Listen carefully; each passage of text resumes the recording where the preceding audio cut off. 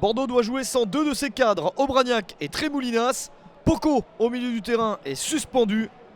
L'Estac de son côté doit jouer surtout sans son coach Jean-Marc Furlan, suspendu de bande touche. Drouin, Saunier, Grax et Baebec manquent également à l'appel. Les Troyens vont essayer de faire un résultat à Bordeaux. Bordeaux 7ème qui ne gagne plus. Les Girondins sur 4 matchs nuls et sur 5 matchs sans victoire. Mais ils sont favoris de la rencontre et la première occasion est nette en leur faveur. C'est sauvé par Johan Turamulien qui commence son festival dans ce match. Première occasion intéressante pour les Girondins avec Nicolas Maurice Belay, mais les Troyens réussissent à répondre avec Yatara qui s'échappe. L'attaquant prêté par l'Olympique Lyonnais qui réussit à frapper dans un angle fermé. C'est sauvé par Cédric Carasso. Des Troyens 19e et avant-dernier du classement, mais joueurs à l'extérieur et qui vont essayer d'obtenir quelques points supplémentaires.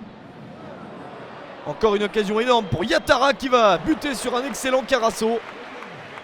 Mais l'Estac n'est pas si loin d'ouvrir le score.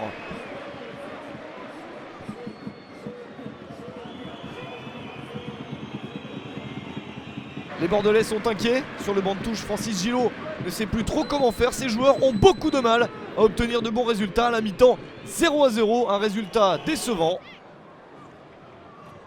En seconde période, ils vont essayer d'accélérer pour battre cette équipe troyenne qui est une des pires du championnat à l'extérieur. 1 point sur 24 possibles, pris loin de leur base pour les promus. Les Bordelais qui insistent mais qui butent toujours sur l'excellent Johan Turamulien. Dans le but troyen, il arrive à tout sortir. Encore une action chaude peut-être et toujours Turamulien qui se détend. Que de possibilités notamment sur coup de pied arrêté pour Bordeaux, mais ça ne passe pas. Encore une ici avec cette sortie du gardien.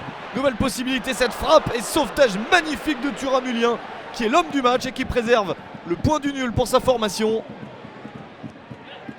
Les actions se multiplient, encore une dans la surface de réparation, dans la continuité avec ce centre. Et toujours Turamulien.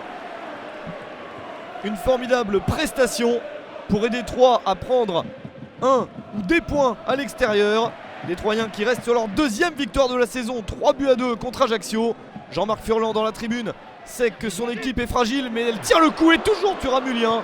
C'est la dernière possibilité du match pour Bordeaux et ça ne passe pas pour les Girondins qui vont être décevants une fois de plus sur ce match. Ils vont concéder le nul à la maison et Troyes va obtenir un point mérité à l'extérieur, 0-0 entre Bordeaux et Troyes.